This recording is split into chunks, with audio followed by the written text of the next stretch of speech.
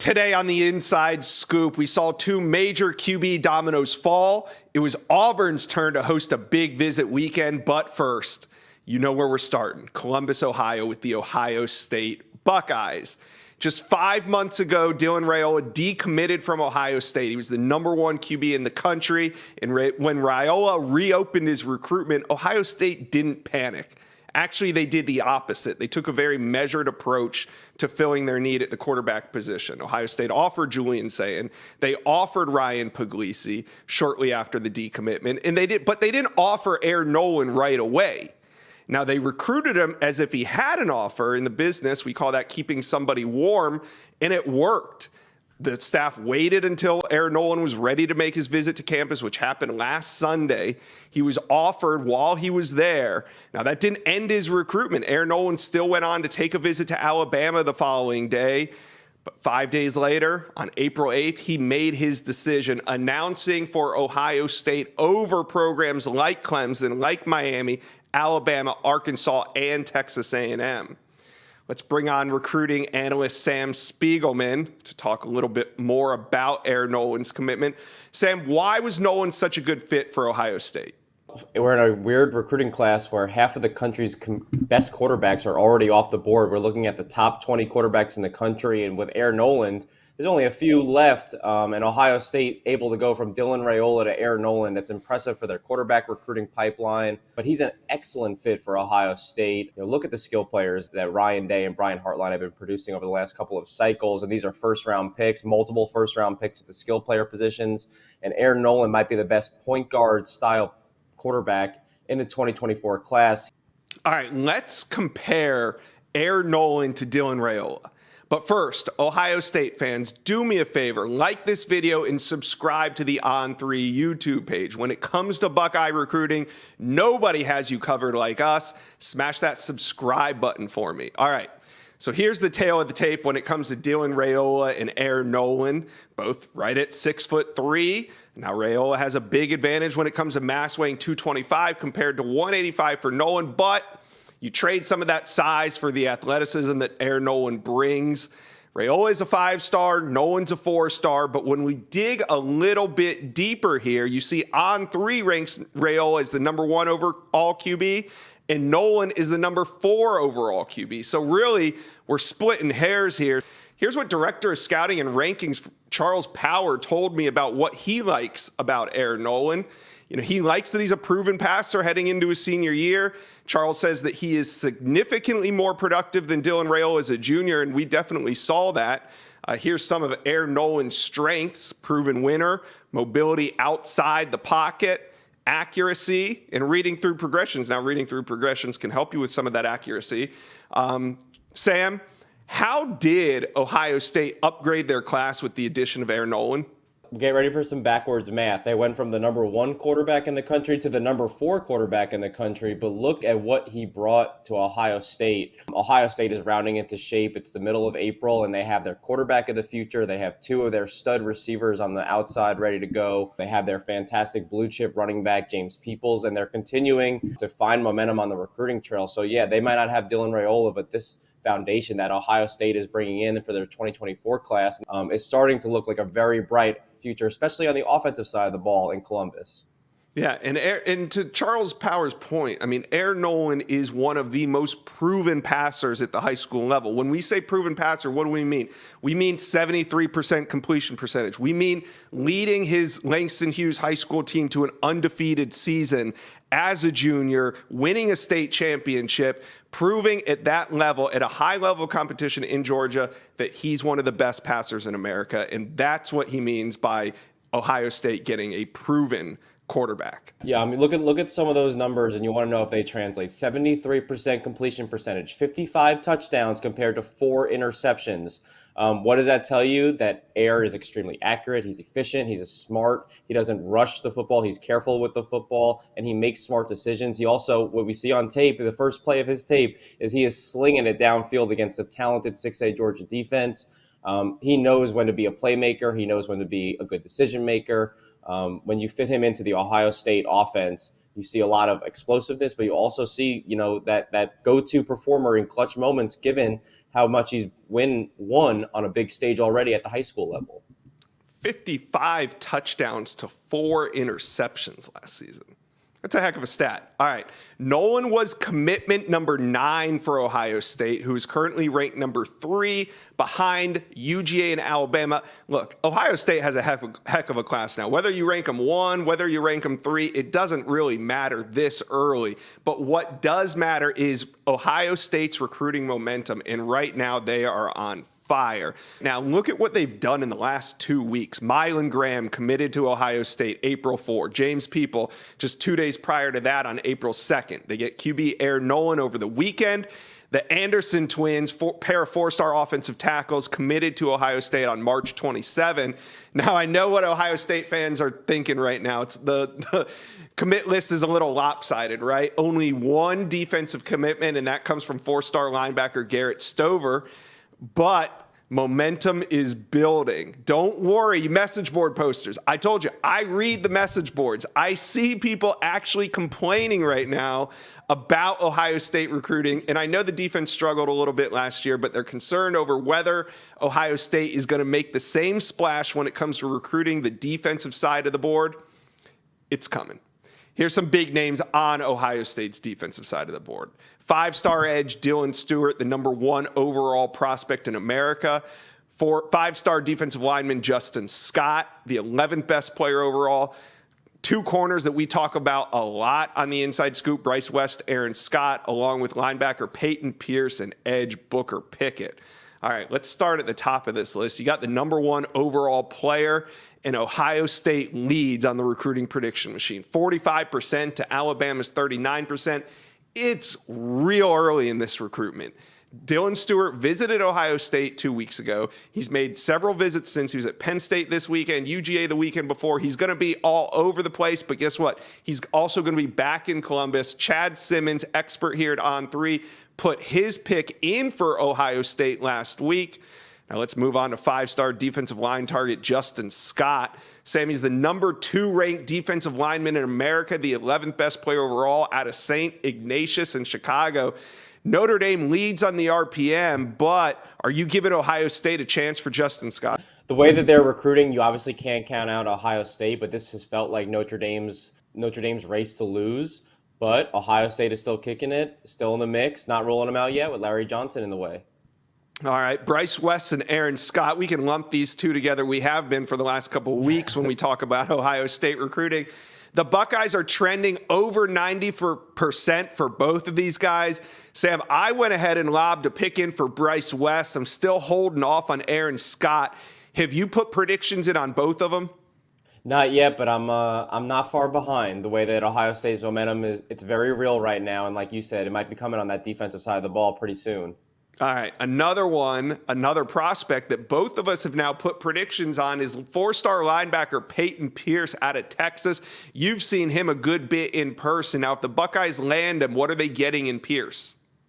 When you think about what you want from your inside linebacker at the college level, you love the tenacity and the passion that Peyton Pierce brings to the second level of your defense. Ohio State is one of the few schools recruiting Peyton Pierce at a very high level. He was just on campus last month, really connected well with Jim Knowles, Ohio State's defensive coordinator, and James Laurinaitis, who was recruiting him at Notre Dame and is now back at his alma mater at Ohio State. Kind of like you said, we both have RPM picks in for Peyton Pierce to Ohio State, and if and when they land that commitment, that is, talk about the transformation of the defense through recruiting. Peyton Pierce is the kind of defensive player you want in the middle of your defense, roaming sideline to sideline, can get after it in the front seven, is exceptional in coverage as well.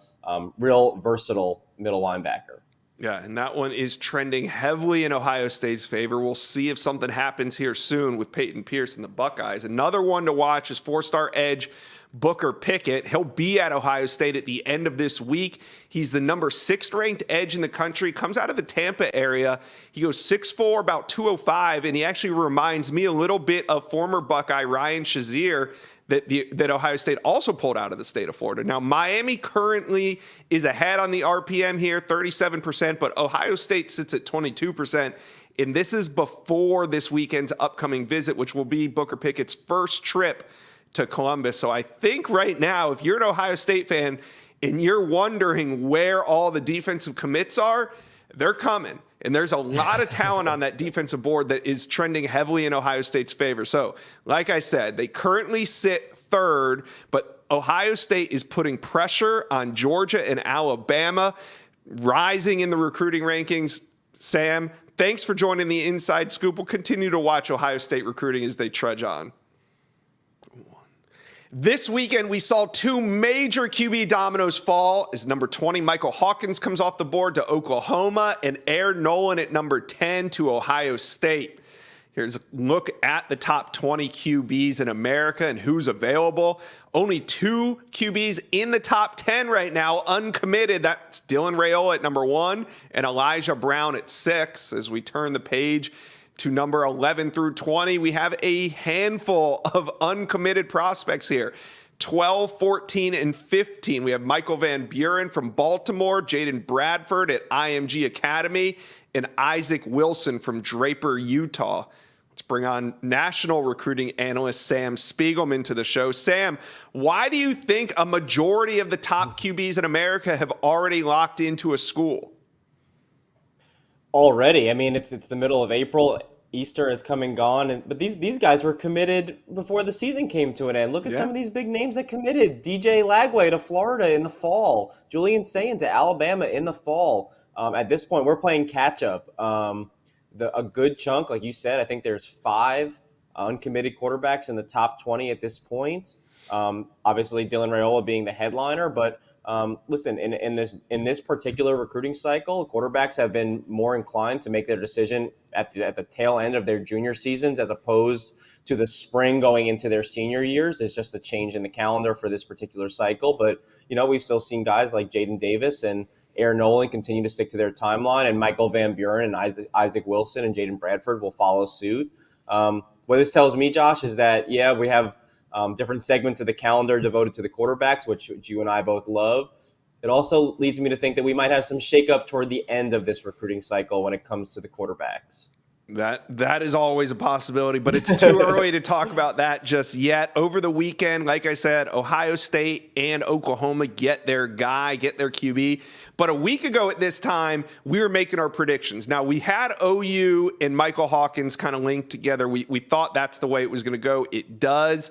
But we thought either Miami or Clemson was going to find their QB with Air Noland. Both teams do not have a premier QB committed in this, didn't heading into the weekend, have a premier QB committed to their program. Ohio State gets Noland on campus, offers, everything changes. So before we take a look at what's next, I need you guys to like this video and subscribe to the On3 YouTube page. I'd appreciate it very much. All right. So what is next for Clemson and Miami? First, let's start with Clemson. Sam, do you think that Clemson needs to sign a QB this cycle? In my opinion, every program should try to sign a quarterback in every cycle. It's a foundational piece. Whether you're at the NFL or you're building a college football team, you need to start at the most important position. That's quarterback, and that's making sure that the depth chart is, has your starter, your backup, and you have development along the way. And Clemson, we have talked about this for several months because they've continued to miss on their top targets. In the past, they've gotten guys like Cade Klubnik and Christopher Vizina, but they have missed several times here in 2024, starting with DJ Lagway, all the way down with Jaden Davis, and most recently Air Noland. To me, it points to them either not signing someone in 2024, maybe looking to sign 2 in 2025, kind of rebolstering the depth chart, or something that they have not done is gone through the transfer portal. Yeah, as you said, they do have 2 very capable QBs on campus already that they recruited and signed.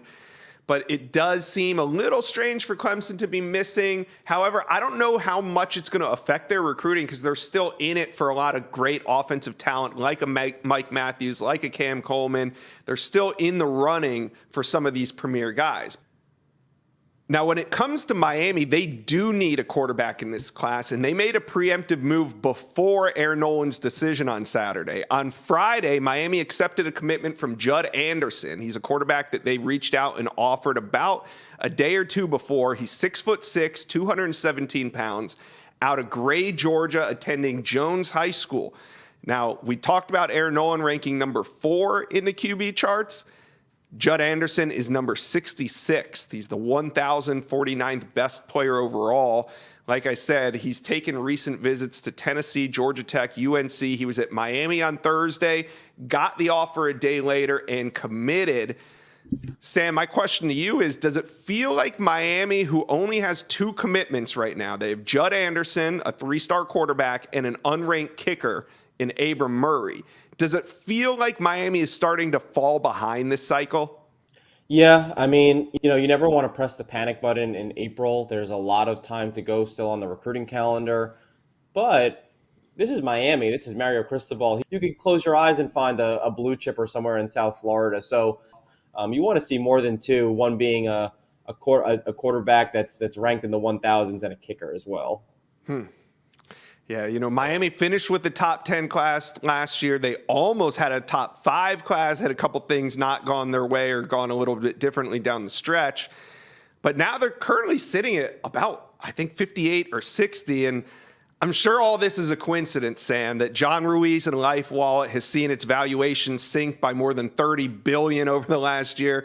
I'm sure it's all a coincidence that they've delayed their 2022 annual report as rumors of lawsuits and bankruptcy swirl. I'm sure all of that is just a coincidence to why Miami only has 2 commitments right now. But I'm not saying that I think that Miami's class is going to tank this year. I don't worry about that at all. They're going to definitely finish with a respectable class, but is it going to be what Miami fans thought they were going to see every year under Mario, where he's stacking, top 10, top 5 classes year after year? I find it's going to be a struggle without that premier QB in the class to finish where they did last year. But we'll see how it all goes and it unfolds. Maybe Miami turns around on the football field this season. I think that could really help them. But putting together an elite class, I think it's going to be a bit of an uphill battle for the Canes. So let's take a look at some of the other teams in the country that do not have QB1 currently committed. They are USC, Oregon, Penn State, Maryland, Clemson, Kentucky, Nebraska, and Arizona State. Those are the primary teams without a QB1. So how do you see Dylan Raiola's decision impacting some of these programs? When Dylan Raiola announces his decision, there's 3 programs that are sitting and waiting. 2 of them have not made a move at the quarterback position until Dylan Raiola will, and that's obviously USC and also Nebraska. Right now, Georgia is favored on the RPM, and let's say that trajectory takes place. Well, they have a quarterback committed in Ryan Puglisi, and we talked about at the top of the show. Ohio State has not stopped communicating with Ryan Puglisi. They've offered him after Dylan Raiola decommitted from there. And the communication I expect to continue until he signs somewhere. Let's say he does go to Georgia. USC is still in the hunt for a quarterback. You look at Elijah Brown from right outside LA. He's been making a West Coast swing right now. He's visiting USC, UCLA, and also Stanford. He seems bound to stay on the West Coast. And USC, like you said, Josh, probably just be keeping him warm on. And then you have if Nebraska misses on their top quarterback target, Dylan Raiola, they have not made a significant move for another quarterback. There might not be a 2024 quarterback that they can even pursue. So maybe they take the direction of loading up in 2025, see if we can get not 1, but maybe 2 blue chip quarterbacks for Matt Rule to kind of take over in Lincoln after potentially missing out on Dylan Raiola. Yeah, the QB dominoes are falling. You never know what impact they're going to have until it happens. It's kind of like a big game of musical chairs. Everybody's kind of circulating. Everybody thinks they have their spot until the music stops, and then you see it. So we'll keep following the QB dominoes on the Inside Scoop. Sam, thanks for checking in with us. Auburn's annual A-Day scrimmage was played on Saturday. Fans got their first look at what the Tigers are going to be like with Hugh Freeze at the helm. And recruits also got a chance to see the program up close and personal. And some of the best prospects in the nation showed up on the plains. We're going to get into those names in a second. But right now, Auburn fans, I need you to like this video and subscribe to the On3 YouTube page. It's an exciting time to be an Auburn fan, so hit that subscribe button for me right now. Auburn recruiting currently sits at number 13 overall with only 4 commitments, but not to worry because Hugh Freeze already has a major piece of the class locked in, and that's 4-star quarterback Walker White. Having an elite QB already on the commit list this early is a big help, especially for big recruiting weekends like this, and that's why Walker White was in town recruiting. Now, he wasn't the only notable Auburn Tiger in town. So was former two-sport star, football and baseball legend Frank Thomas. Pretty cool to see him walking around campus. Let's bring on national recruiting analyst Sam Spiegelman to talk some Auburn recruiting. So who was there this weekend? Some big names: 5-star safety KJ Bolden, 4-star defensive lineman Justin Greene, 4-star wide receiver Cam Coleman, and 4-star wide receiver and Alabama commitment Perry Thompson. Start at the top with KJ Bolden. Second visit to Auburn this spring. What's going on between KJ Bolden and Auburn? And a second visit after he met who you talked about, Walker White, who has been a real face for this Auburn program, and Hugh Freeze's, director of recruiting in his class at the quarterback position. But yeah, Auburn has not been a team very much associated with KJ Bolden over the last couple of months. We more focused on Ohio State, Alabama, and Georgia. But this spring, we know he's been taking visits to other programs. That includes Florida State, includes Arkansas, and also includes Auburn, which now 2 visits. Seems to be picking up. Hey, he's from the Atlanta, Georgia area. That's a hot spot for Auburn. 2 visits, including A-Day with Walker White helping out recruiting efforts. I think that Auburn is entering this race. Are they at the same level as Georgia and Alabama and Ohio State? Probably not, but they're working their way up there. Yeah, and then we saw Justin Greene also on campus. He's really become maybe the priority for Auburn right now on the defensive side of the ball. Now, South Carolina leads on the RPM, but it's close, and I think that this visit for Auburn really gained some ground for them. Greene said after the visit, they just showed me the most love, to be honest, and it looks like they're on the come up right now. I like what I'm seeing around here, some very positive feedback. Now let's talk about 4-star wide receiver Cam Coleman. He has been an on-3 outlier for us, a guy that we're really high on here. Third trip to Auburn in the past 2 weeks. Cam Coleman also got a new offer from Clemson. He's a 2-sport star out of Phoenix City, and he's coached by former Auburn quarterback Patrick Nix. So we talk about a lot of teams with Cam Coleman, but where do you think Auburn stands right now? Yeah, they're at the top 2, top 3, maybe. It's a very elite short list for Cam Coleman. We know that Clemson is in the mix. We know that Auburn is very much in the mix. Alabama, LSU, and Florida State also hovering around. All 3 schools have gotten him on campus a good bit, but he's been visiting Auburn quite a bit lately. He's developing a really strong rapport with Walker White. I believe this will come down to Auburn, Clemson, and either LSU, Florida State, and Alabama, but it seems like Clemson and Auburn are sure teams to be in this until the end. All right. Now, Alabama wide receiver commitment Perry Thompson keeps showing up to Auburn. 4 visits in the last 6 months. Is he a guy, now I'm not saying like anything's imminent, but is he a guy that you have on flip watch? Absolutely. He put himself on flip watch earlier this spring in an interview with Chad Simmons, our expert here at On3.